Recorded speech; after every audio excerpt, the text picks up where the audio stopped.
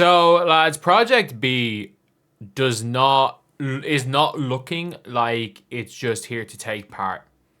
It looks like it's here to take over. So we all saw a couple of days ago when Project B followed basically the same people on Instagram and Twitter. They've recently followed Sarah Spain. Obviously they'd followed Cynthia Cooper. They just keep kind of like gradually following a couple of people day by day. Obviously on Instagram it's the same, except they follow Li Meng on Instagram and they follow Mai Yamamoto, who are probably going to be in the league. And it's a lot of the kind of same people. And obviously, look, we're going to be talking about Taurasi for the potential of Taurasi playing. And let's be honest, like, Taurasi's a bit of a mercenary. Like, she will play. From what we've seen, again, all, like, these players, they needed to. They needed to.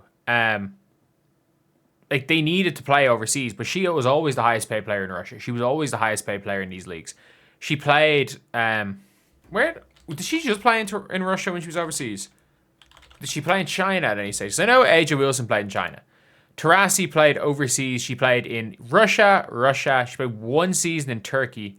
No, she played 2 seasons in Turkey. And then she played like till 2017 in Russia. So she she is someone who would take the money. But at the same time, I think she'll be involved in some way. Obviously, Chiney, who is of former players, the biggest in the media. Lauren Jackson, again, one of the GOATs. You've got Cynthia Cooper, again, one of the GOATs. All these, again, a load of these tech bros. Candace Parker, one of the greatest of all time. She's heavily involved in this league. And again, you scroll through tech bros. One of the greatest tennis players of all time in Novak. I still think Federer is the greatest. I'm sorry. But again, one of the 3. I still think Federer and Nadal, Djokovic are the 3 best ever. Sloane Stevens. And then you have, obviously, Kelsey Mitchell, Cardoso, all these players. They follow the exact same players on Twitter and Instagram. So, Jonquel Jones being announced means I would guess they might be announcing Kelsey Mitchell or Jewel Lloyd tomorrow. Or today. They might be announcing one of them. But they are not here just to take part. So, if you guys want to listen to this from right here, this is from Sarah Spain's podcast talking about Alana Beard. And it is interesting. And it's what I've said where it's like, look, this may not work. But if it does, this is going to change the entire landscape. This is going to be the best thing that ever happened for women's basketball if it works. And the whole thing is by the sounds of things, they do not want to compete with the WNBA. But I reckon they put Unrivaled out of business very quickly. I reckon Unrivaled is done, is gonzo. I don't think Unrivaled is going to exist in 3 years. But anyway, let's take a listen. You know, for a long time, players here in the States wanted off-season options in the U.S. because women had to go abroad, sometimes to places like Russia that they didn't always feel necessarily safe or really even understand what the financial backing of their ownership was or otherwise.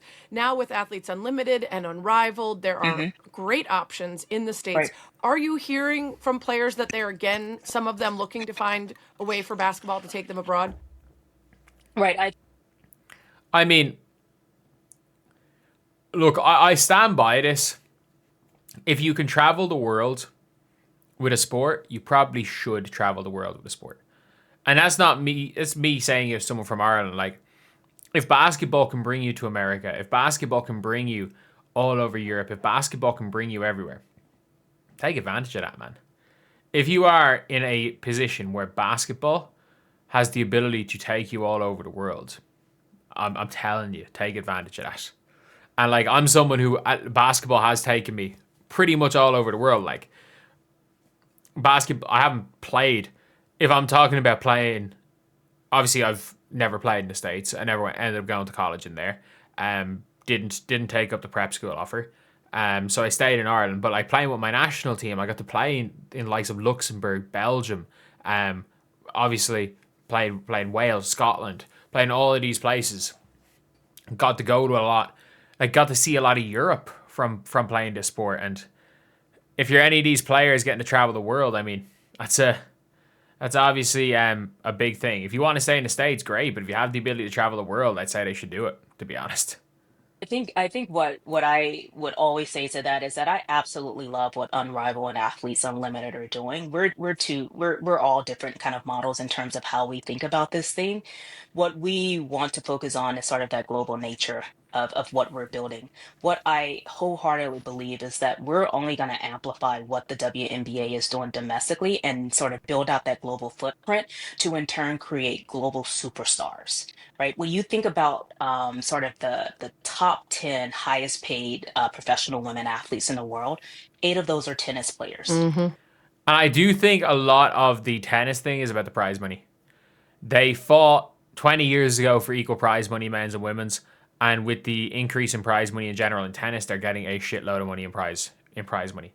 They'll never be able to compete with the sporting specific revenue of the top tier tennis players on the female side. That's just not going to happen. What they should hope for, ideally, is to be able to get is to be able to compete with them commercially. Right. And we're no different, than kind of that WTA model, right? Because they're hosting these 2-week tournaments in sort of these cities around the world, but they have now more access to resources, to networks, to brand and commercial deals that is making them these global superstars. So if there's anything that I can share here is that we're not competing with anyone, right? We're an exclusive league. We got 6 teams, 66 players. There's so much more talent across the board here.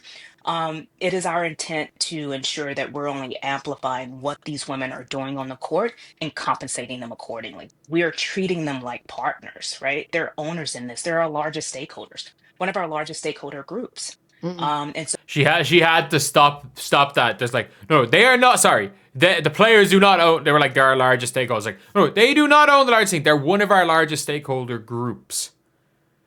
Which for all we know could be like the players own like 5% of the league. They vary because there's not that many probably stakeholder groups. Probably individual stakeholders that own a lot more. so they're going to reap the benefit of the value that they're creating, not only on the court, but off the court, because they're brands. They are individual brands that deserve to be paid for whatever they bring onto the court. And that's how we're focusing. And I mean this when I say this. They have the actual Project B has the means to boost these players more than Rival does.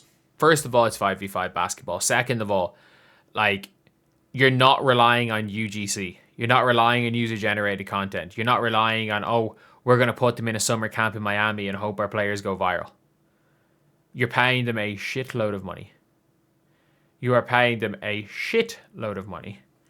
And to do that, you are you've brought in events company to make these events and games feel as big as possible. You've probably spent a couple of $1 million on PR teams, on on marketing teams. As they've said again, they want people to build their brand and work with brands all over the world. Like, you go to China, if it turns out that, if you've ever seen, like, say, Sabrina, when Sabrina goes to China, it's this huge thing. Or when she goes to the Philippines, it's this huge thing. You've now got this league traveling all over the place. And when this league is at a place for 2 weeks, it's this big thing, like in tennis when a big tournament goes there. Like, I remember being in Madrid before the Madrid Masters, and there's like posters of all the tennis players all over. And that was a once a year thing back in the day, back when Madrid Masters was a hardcore tournament. Or was it Madrid 1000, now it's on clay. But it's one of those things where it's like, when the tournament comes here in tennis, the whole city is there for the tournament, whether it's once a year, once every couple of years. The only thing is that basketball is very different than tennis. I think there's a world where this is just an idea that some tech bros came up with, and we're like, how do we make this more like tennis? And they're tennis and Formula One, which are individual sports. And I think there's a possibility that I mean this. This is going to show whether or not, especially when it comes to basketball and women's basketball, whether or not the star power or the tribalistic nature of fan bases. Because let's be real, there's not really going to be that much fandom of individual teams. If you are like from Indiana, you're going to be a ride or die most of the time with the Fever. If you're from Vegas, you're probably ride or die with the Aces.